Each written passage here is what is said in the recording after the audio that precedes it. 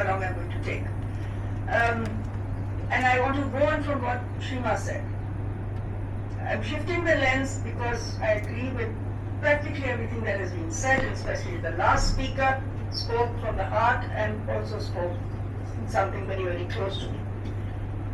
So who are the people who are our friends in this effort? I think our friends are the poets, the music makers, the artists, the dancers, the filmmakers, and the satirists. The satirists and the humorists, the comedians who hold up the mirror to both societies. I say this with the backdrop of the recent 4-day war between India and Pakistan, in which the best commentary came from social media, from the memes that ordinary people put out there to make people of both countries laugh at what was going on. That ridiculous breast pounding of the boys with the toys. I am sorry, nobody bought that war in terms of what it meant for people.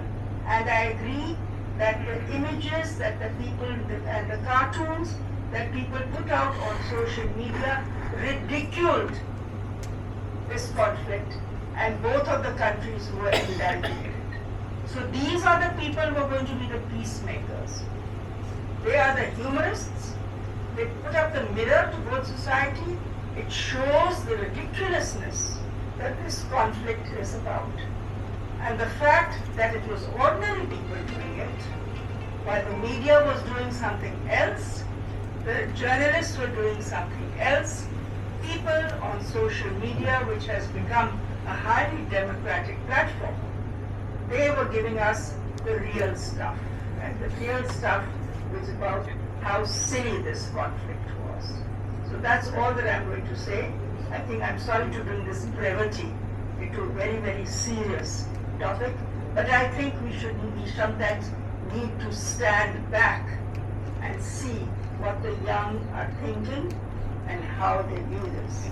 And I think that the memes that came across in that 4-day war and subsequently put everybody, including the policymakers, in that place. Thanks a lot. Thank you very much. Mr. Raghavan. Thank you very much, and I came to listen to the different views rather than speak, but thank you for inviting me to speak. May I begin by, first of all, congratulating you, Mr. Shah, along as the other speakers before me had said, for this initiative. It's never easy to swim against the tide, so greatly appreciate it. I'll be very brief, and like everyone else, I also share this deep sense of frustration and this repetitive pattern in India-Pakistan crisis. Stephen Cohen had written a long time ago that it's entirely possible that India and Pakistan will be shooting at each other for a century. At one stage we discounted that, but now it appears more and more likely. And certainly many of us are plagued by this deep sense of pessimism. I think what Mrs. Hashmi said has a point, that it's silliness, but I think in my view the issue is much more profound than that, because we tend to relate what is happening to our immediate political circumstances. So you can contextualize the present crisis in terms of parties, governments, political situations, etc. But in fact, the problem is of a structural nature, because across the political spectrum in both countries, every shade of political opinion at some point of time or the other has been in government, and during those times there has been an India-Pakistan problem. It's not something which has happened only now. Every decade has seen a crisis of some kind or the other. So it is in many ways a structural problem, and I think we need to address that fact much more centrally. For the past 35 years, the nature of the structural problem has focused itself on terrorism. And that is what, that obviously is very evident in today's context. But there was an India-Pakistan situation even before terrorism became a factor in their bilateral interface. I think that structural problem, we have to understand that given the nature of the two countries, sometimes neighbors have to live with structural problems. You cannot resolve them. There is no magic bullet, there is no magic formula, there is no 4-point or 14-point or 24-point formula which can resolve the structural nature of the problem. I think you have to live with it. Maybe you can work around it, maybe you can soften its edges, but that problem is going to remain. And we have to, as I said, try to create an atmosphere where that problem does not lead to recurrent crisis situations of the kind which we have seen, especially in the past 2 decades.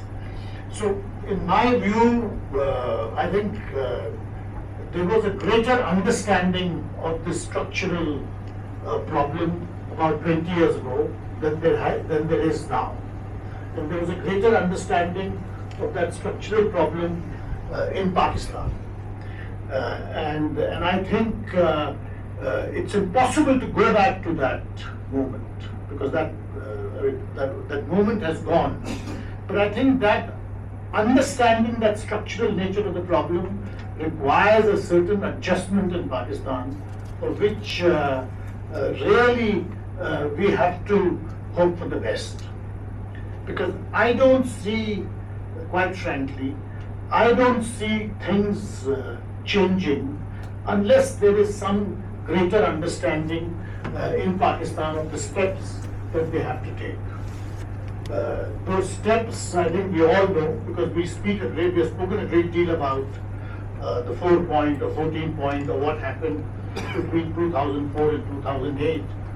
But the bedrock of that really was President Musharraf saying that, look, I will not use terrorist groups to advance my political aims. And as long as that assurance was maintained, things actually looked up.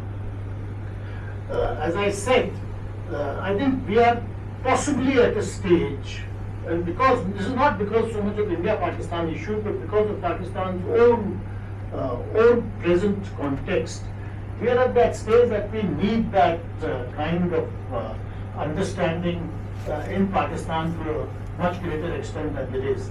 I don't disagree at all with what Mr. Manishankar Iyer said about dialogue, about engagement, because those are instruments by which we can help that understanding. But till there is some greater understanding of that, I must confess that this spirit of the sense of pessimism is quite overwhelming today. So I'll stop at that. Thank you very much. Thank you very much.